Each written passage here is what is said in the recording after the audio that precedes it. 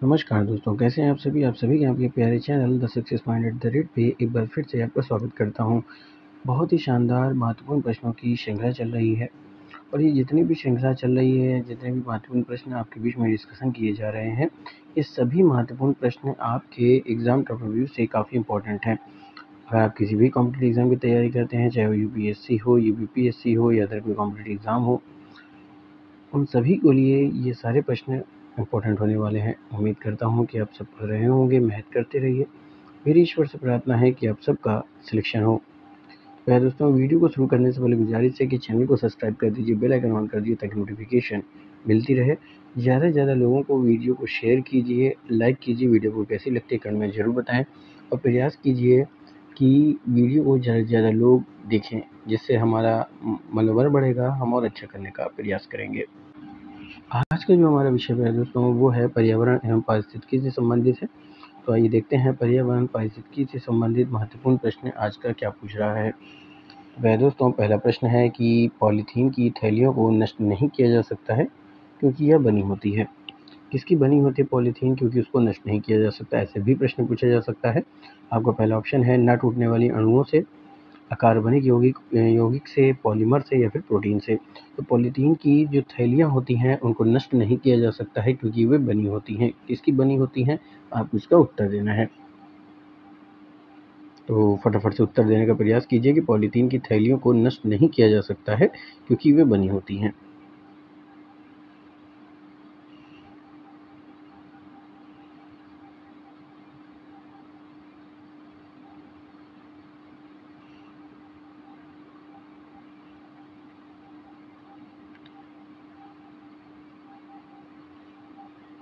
तो प्यारे दोस्तों, पॉलीथीन की थैलियों को नष्ट नहीं किया जा सकता है।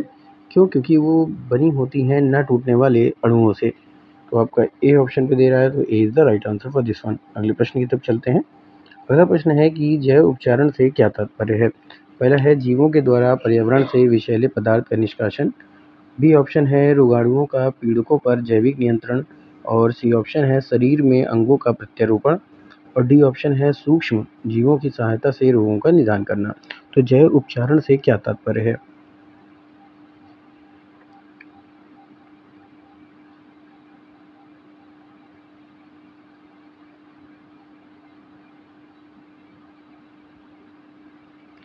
फटाफट से प्रश्नों को देखिए, ऑप्शन देखिए और उत्तर देने का प्रयास कीजिए, क्योंकि जब आप ज़्यादा से ज़्यादा प्रश्नों को लगाने का प्रयास करते हैं तो आप अपने लक्ष्यों के बहुत करीब पहुंचते जाते हैं। तो फटाफट से प्रश्न के उत्तर देने का प्रयास कीजिए कि जैव उपचारण से क्या तात्पर्य है।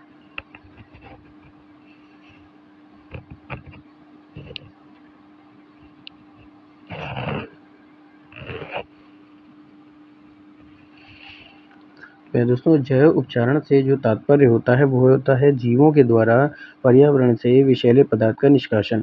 तो ए ऑप्शन पे दे रहा है, तो A is the right answer for this one. अगले प्रश्न की तरफ चलते हैं। अगला प्रश्न पूछ रहा है कि हाल में आयल जैसपर समाचारों में था या क्या है? आयल जैसपर क्या है जो कि समाचारों में था? आपको पहला ऑप्शन है या तेलीय पंख तथा बिखरे हुए तेल के उपचार के लिए पारिस्थितिकी के अनुकूल विकसित एक प्रौद्योगिकी है। दूसरा ऑप्शन है या समुद्र के भीतर तेल अन्वेषण के लिए विकसित अत्याधुनिक प्रौद्योगिकी है। सी ऑप्शन है या आनुवंशिक इंजीनियरिंग से निर्मित उच्च मात्रा में जैव ईंधन प्रदान करने वाली मक्का की किस्म होती है।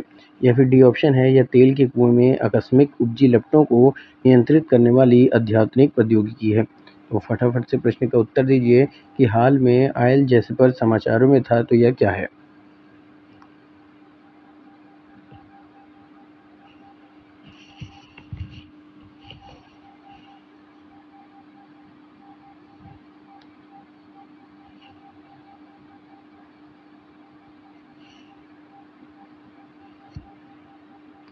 तो मेरे दोस्तों, ऑयल जैस्पर जो कि समाचारों में था, तो यह एक प्रकार का तेली पंख होता है तथा बिखरे हुए तेल के उपचार के लिए परिस्थितिकी के अनुकूल विकसित एक प्रौद्योगिकी है।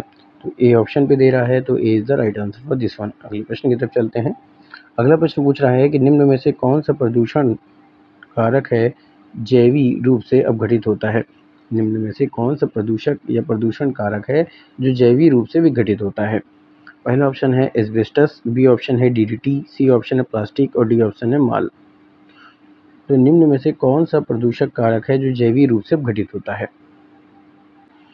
दोस्तों, निम्न में से कौन सा प्रदूषक कारक है जो जैविक रूप से अपघटित होता है? पहला है एस्बेस्टस, दूसरा है डीडीटी, तीसरा प्लास्टिक और चौथा है माल। नहीं, ये मल होगा प्यारे दोस्तों। क्या होगा ये? मल।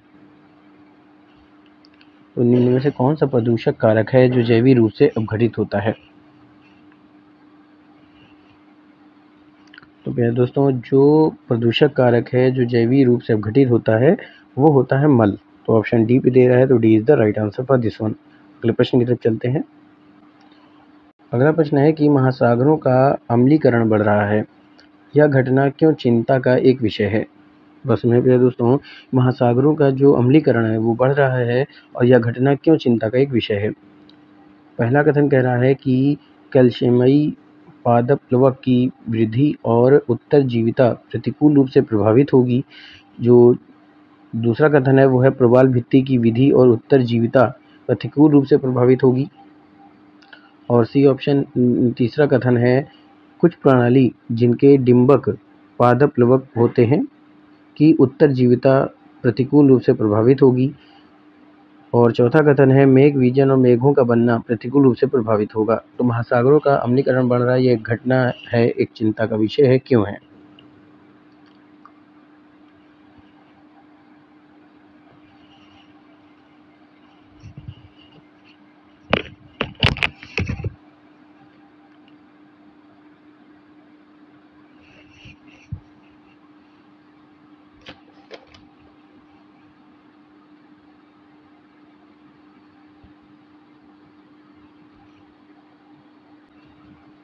आइए प्यारे दोस्तों देखते हैं कि कौन सा कथन सही है। तो प्यारे दोस्तों, महासागरों का जो अम्लीकरण बढ़ रहा है वो एक चिंता, ये जो घटना होती है अम्लीकरण बढ़ने की, ये एक चिंता का विषय है। क्यों विषय है? क्योंकि यह कैल्शियमयी पादप प्लवक की वृद्धि और उत्तरजीविता प्रतिकूल रूप से प्रभावित होगी, ये कथन भी सही है। दूसरा, प्रवाल भित्ति की जो विधि और उत्तरजीविता प्रतिकूल रूप से प्रभावित होगी, ये भी सही है। कुछ प्रणाली जिनके डिंबक पादप प्लवक होते हैं की उत्तरजीविता भी प्रतिकूल रूप से प्रभावित होगी, ये भी कथन सही है। और मेघ विजन और मेघों का बनना प्रतिकूल रूप से प्रभावित होगा। तो चारों कथन सही हैं, तो चारों डी ऑप्शन पे दे रहा है, तो D is the right answer for this one. अगले प्रश्न की तरफ चलते हैं। अगला प्रश्न है दोस्तों कि भारत के किस महासागर में वार्षिक प्रति व्यक्ति सर्वाधिक ठोस अपशिष्ट उत्पन्न होता है? बस में दोस्तों, प्रश्न क्या है कि भारत के किस महासागर में, या माफ कीजिएगा, भारत के किस महानगर में वार्षिक प्रति व्यक्ति सर्वाधिक ठोस अपशिष्ट उत्पन्न होता है? आपका पहला ऑप्शन है बेंगलोर, बी ऑप्शन है चेन्नई, सी ऑप्शन है दिल्ली और डी ऑप्शन है मुंबई। तो भारत के किस महासागर में वार्षिक प्रति व्यक्ति सर्वाधिक ठोस अपशिष्ट उत्पन्न होता है? आपका पहला ऑप्शन है बेंगलोर, दूसरा ऑप्शन है चेन्नई, तीसरा ऑप्शन है दिल्ली और चौथा ऑप्शन है मुंबई। तो भारत के किस महासागर में वार्षिक प्रति व्यक्ति सर्वाधिक ठोस अपशिष्ट उत्पन्न होता है?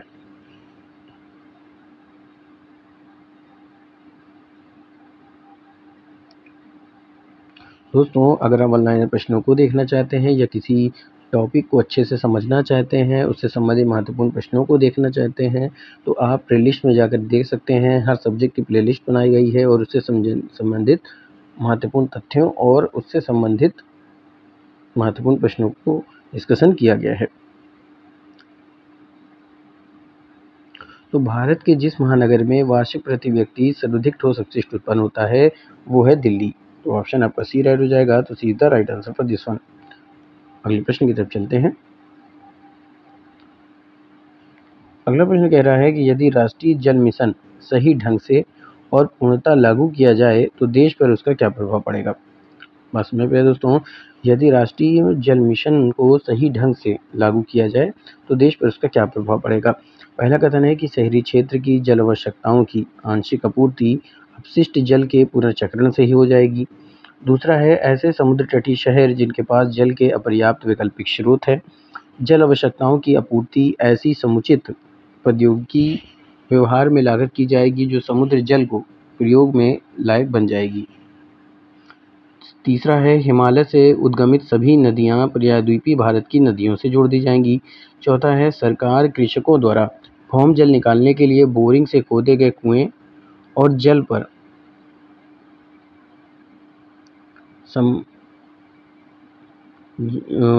कुएं और उन पर लगाई गई मोटर और पंप सेट पर वहन किए गए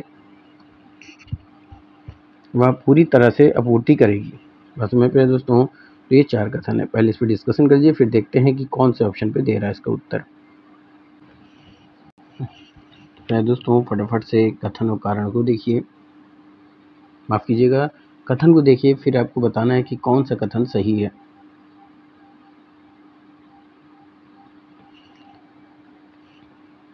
तो प्यारे दोस्तों, शहरी क्षेत्र की जल आवश्यकताओं की आंशिक आपूर्ति अपशिष्ट जल के पुनर्चक्रण से हो सकेगी, ये कथन बिल्कुल सही है।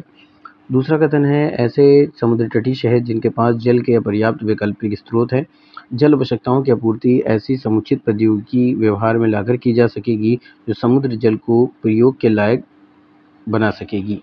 बस में प्यारे दोस्तों, क्या करेगी? बना सकेगी। तो पहला और दूसरा कथन सही है। आइए देखते हैं कौन से ऑप्शन में दे रहा है। तो प्यारे दोस्तों, ये बी ऑप्शन पे दे रहा है, तो B is the right answer for this one. अगले प्रश्न की तरफ चल देखते हैं। अगला प्रश्न कह रहा है कि जल शुद्धिकरण प्रणालियों में पराबैंगनी विकिरण की क्या भूमिका होती है। पहला कथन है कि यह जल में उपस्थित नुकसानदेह सूक्ष्म जीवों को निष्क्रिय या नष्ट कर देती है। दूसरा कथन है, यह जल में उपस्थित सभी अवांछनीय गंधों को, जो बदबू आती है, उसको दूर कर देती है। तीसरा है, यह जल में उपस्थित ठोस कणों के अवसादन को तेज करती है, अविलता दूर करती है और जल की निर्मलता में सुधार लाती है। तो प्रयुक्त में से कौन सा कथन सही है, इसका उत्तर देना है। जल शुद्धिकरण प्रणालियों में पराबैंगनी विकिरण की क्या भूमिका होती है। फटाफट से प्रश्न को देखिए, कथन देखिए और बताइए उसमें से कौन सा कथन सही है।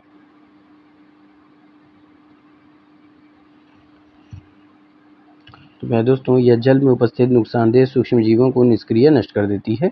तो केवल पहला सही है, बाकी आपके ये दोनों कथन गलत हो जाएंगे। तो केवल पहला कौन सा ऑप्शन भी दे रहा है, ए पे, तो A is the right answer for this one. अगले प्रश्न की तरफ चलते हैं।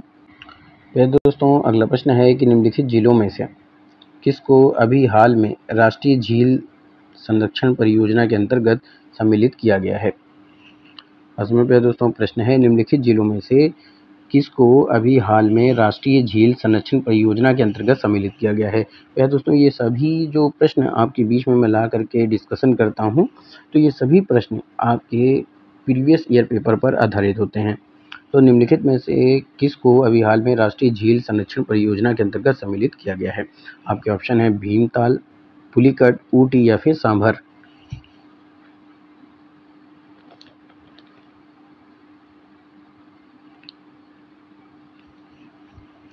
तो फटाफट से प्रश्न का उत्तर देने का प्रयास कीजिए। चैनल को सब्सक्राइब कीजिए, बेल आइकन ऑन कीजिए ताकि नोटिफिकेशन मिलती रहे और वीडियो को ज़्यादा से ज़्यादा शेयर कीजिए।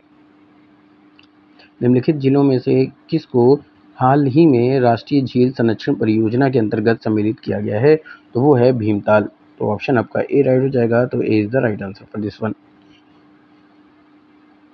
अगले प्रश्न की तरफ चलते हैं। अगला प्रश्न है कि उत्तर प्रदेश में प्रथम बायोटेक पार्क स्थापित किया गया है।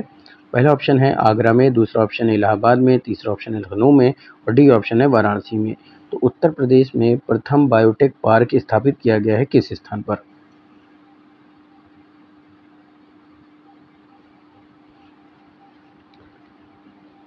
फटाफट से उत्तर देने का प्रयास कीजिए।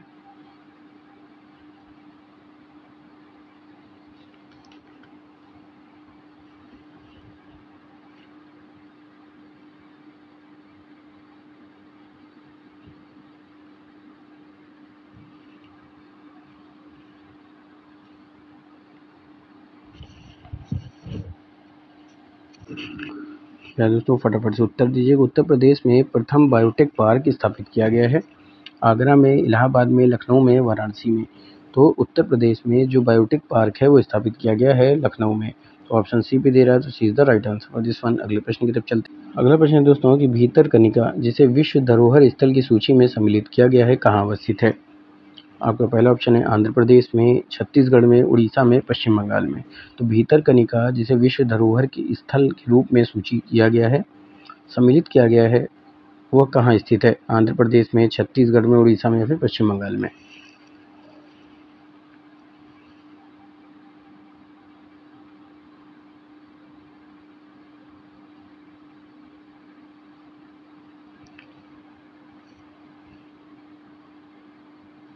तो दोस्तों आपको बता दूं, भीतरकनिका उड़ीसा में स्थित है। कहाँ स्थित है? उड़ीसा में स्थित है, जिसे विश्व धरोहर स्थल की सूची में सम्मिलित किया गया है। तो C is the right answer for this one. अगले प्रश्न की तरफ चलते हैं। अगला प्रश्न है कि पृथ्वी पर उपस्थित मृदु जल का कितना प्रतिशत हिस्सा हिमानियों में है? पहला ऑप्शन है 2.4%, बी ऑप्शन है 2.6%, सी ऑप्शन है 2.9% और डी ऑप्शन है 3.02%। तो पृथ्वी पर उपस्थित मृदु जल का कितना प्रतिशत हिस्सा हिमानियों में है?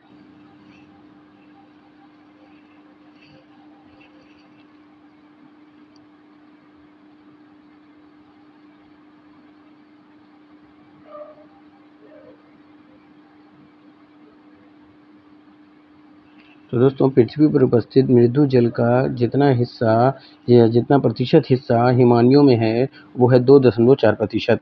तो ए ऑप्शन पे दे रहा है, तो A is the right answer for this one. अगले प्रश्न की तरफ चलते हैं।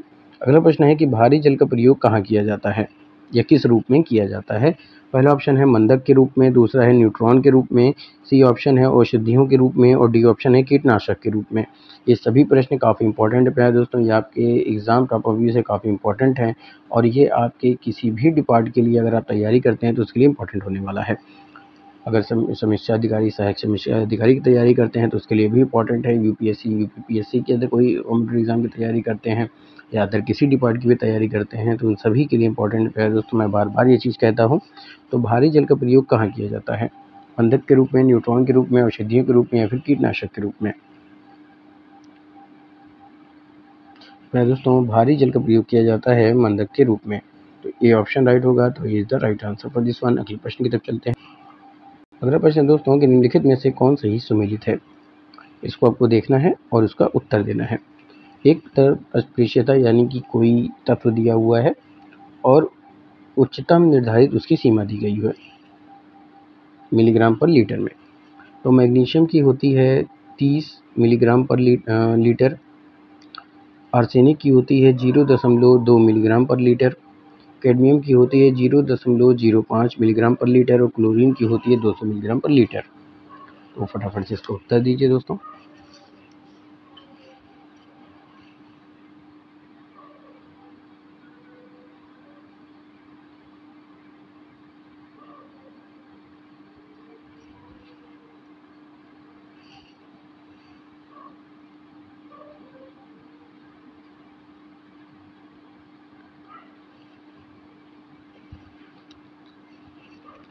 आइए प्यारे दोस्तों देखते हैं। तो मैग्नीशियम की होती है 30 मिलीग्राम पर लीटर, जो इसमें दिया हुआ है मैग्नीशियम का वो बिल्कुल सही है दोस्तों, पहला तो सही है। दूसरा है आर्सेनिक 0.2। तो प्यारे दोस्तों आर्सेनिक का जो होता है वो होता है 0.05। कितना होता है? इसका होता है 0.05 होता है। यहाँ पे 0.2 दिया हुआ है तो ये गलत हो जाएगा। अगला जो है कैडमियम 0.05 मिलीग्राम पर लीटर, तो ये सही है। चौथा क्लोरीन का दिया हुआ है 200 मिलीग्राम पर लीटर। वह दोस्तों क्लोरीन का होता है 0.02। ठीक है, या इसी को आप कह सकते हैं 0.2 मिलीग्राम पर लीटर। ठीक है दोस्तों, मिलीग्राम पर लीटर। तो यहाँ पे पहला तीसरा कौन से ऑप्शन पे दे रहा है? सी पे, तो C is the right answer for this one. अगले प्रश्न की तरफ चलते हैं। अगला प्रश्न है दोस्तों कि निम्नलिखित में से कौन सा तटीय राज्य है जिसने सबसे पहले डॉल्फिन जनगणना प्रारंभ किया था? आपका पहला ऑप्शन है आंध्र प्रदेश, दूसरा ऑप्शन है उड़ीसा, तीसरा ऑप्शन है कर्नाटक और डी ऑप्शन है मध्य प्रदेश। किस तटीय राज्य ने सबसे पहले डॉल्फिन जनगणना प्रारंभ किया था?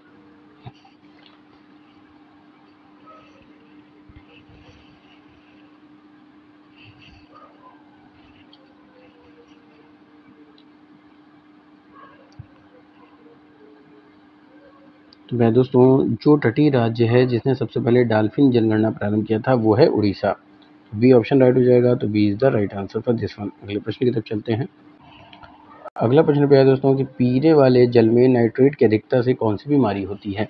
पहला ऑप्शन है blue baby syndrome, B option है ब्लैक फुट, सी ऑप्शन है कैरीज और डी ऑप्शन है इटाई इटाई। तो पीने वाले जो जल होते हैं उसमें अगर नाइट्रेट की अधिकता हो जाए तो कौन सी बीमारी होती है? फटाफट से प्रश्नों को देखिए और उत्तर देने का प्रयास कीजिए।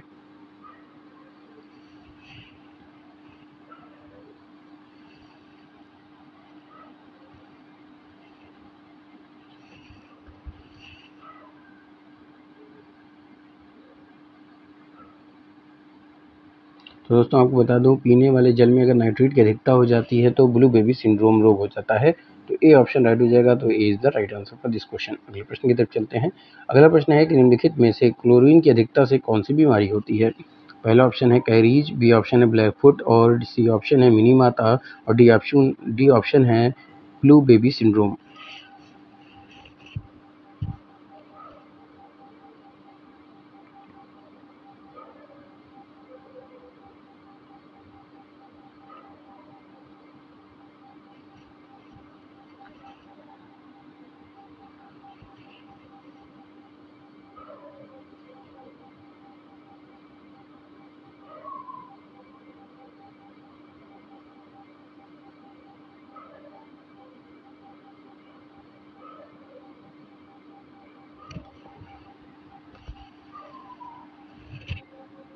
दोस्तों निम्नलिखित में से फ्लोरीन की अधिकता से कौन सी बीमारी होती है? तो ये क्लोरीन लिखा हुआ है दोस्तों, इसको फ्लोरीन कर लीजिएगा। ये होता है फ्लोरीन। फ्लोरीन का प्रश्न है, ये क्लोरीन टाइप हो गया है। चलिए तो पहले दोस्तों निम्नलिखित में से फ्लोरीन की अधिकता से कौन सी बीमारी होती है? पहला ऑप्शन है कैरीज, बी ऑप्शन है ब्लैक फुट, सी ऑप्शन है मिनी माता और डी ऑप्शन है ब्लू बेबी सिंड्रोम।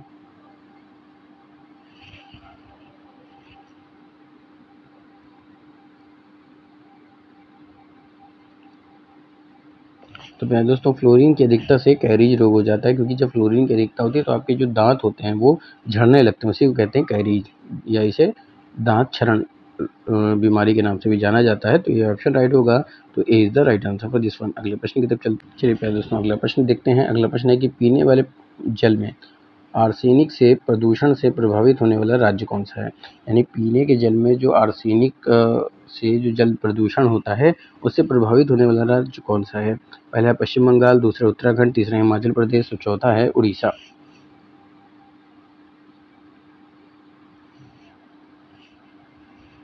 तो दोस्तों पीने वाले जल में आर्सेनिक के प्रदूषण से प्रभावित होने वाला जो राज्य है वो है पश्चिम बंगाल। तो ए ऑप्शन राइट हो जाएगा। तो A is the right answer for this one. अगले प्रश्न की चलते हैं। अगला प्रश्न है कि किस नदी को अत्यधिक प्रदूषण के कारण हरा सूख कहा जाता है? बस में पे दोस्तों किस नदी को अत्यधिक प्रदूषण के कारण हरा सूख कहा जाता है? पहला ऑप्शन है दामोदर नदी, दूसरा यमुना नदी, तीसरा गंगा नदी या इनमें से कोई नहीं। तो किस नदी को अत्यधिक प्रदूषण के कारण हरा सूख कहा जाता है? तो क्या दोस्तों यमुना नदी एक ऐसी नदी है जो अत्यधिक प्रदूषण के कारण हरा सूख कहलाती है। तो बी ऑप्शन राइट होगा। तो B is the right answer for this question. अगले प्रश्न की तरफ चलते हैं। अगला प्रश्न है दोस्तों, विश्व में सर्वाधिक वर्षा किस प्रकार की होती है? बस में पे दोस्तों प्रश्न क्या है, विश्व में सर्वाधिक वर्षा किस प्रकार की होती है? पहला ऑप्शन है पर्वतीय, बी ऑप्शन है संवहनीय, सी ऑप्शन है पर्वतीय एवं संवहनी और डी ऑप्शन है इनमें से कोई नहीं। तो फटाफट से उत्तर दीजिए, विश्व में सर्वाधिक वर्षा किस प्रकार की होती है?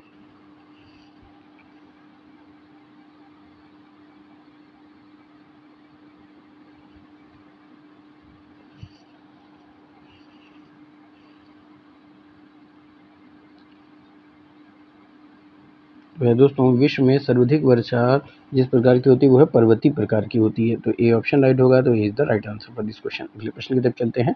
मीठापुर कहाँ है जहाँ समुद्री जल से नमक बनता है? आपका पहला ऑप्शन है गुजरात, दूसरा ऑप्शन है हिमाचल प्रदेश, तीसरा है बिहार और चौथा है उड़ीसा। मीठापुर कहाँ है जहाँ समुद्री जल से नमक बनता है?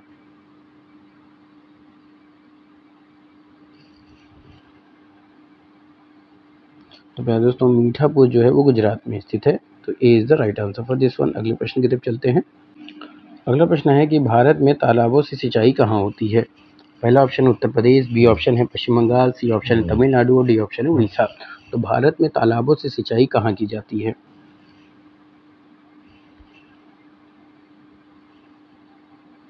तो दोस्तों भारत में जो तालाबों से सिंचाई की जाती है वो है तमिलनाडु में। C is the right answer for this one. अगले प्रश्न की तरफ चलते हैं। वृक्ष प्रजनन स्थान कहाँ स्थित है?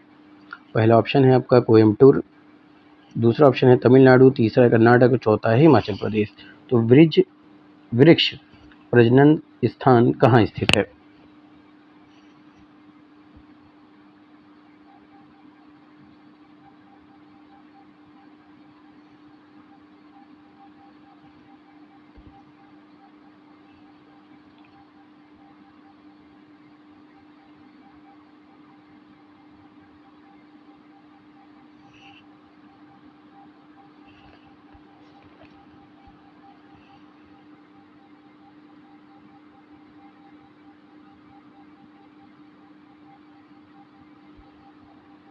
फटाफट से उत्तर देने का प्रयास कीजिए कि वृक्ष प्रजनन स्थान कहाँ स्थित है।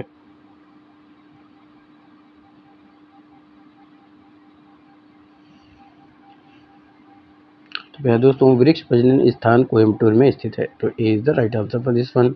अगले प्रश्न की तरफ चलते हैं। अगला प्रश्न है कि कोयले के खदानों में से कौन सी गैस निकलती है? पहला ऑप्शन है मीथेन, बी ऑप्शन है कार्बन डाइऑक्साइड, सी ऑप्शन है सोडियम ऑक्साइड और डी ऑप्शन है थोरियम।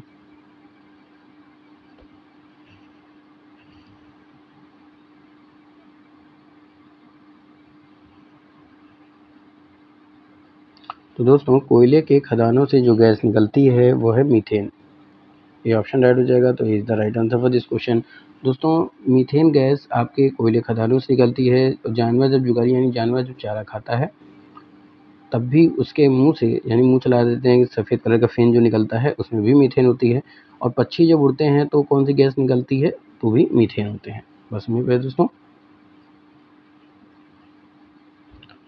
तब भी मीथेन गैस निकलती है। अगला महत्वपूर्ण प्रश्न है 2014 में हुदहुद तूफान कहाँ आया था? पहला ऑप्शन है बिहार और उत्तर प्रदेश, बी ऑप्शन है कर्नाटक और तमिलनाडु, सी ऑप्शन उड़ीसा और आंध्र प्रदेश, डी ऑप्शन है आंध्र प्रदेश और पश्चिम बंगाल में।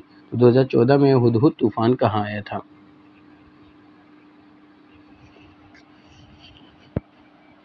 ऐसे भी प्रश्न पूछा जा सकता है कि हुदहुद तूफान जो 2014 में आया था वो किन दो राज्यों में आया था?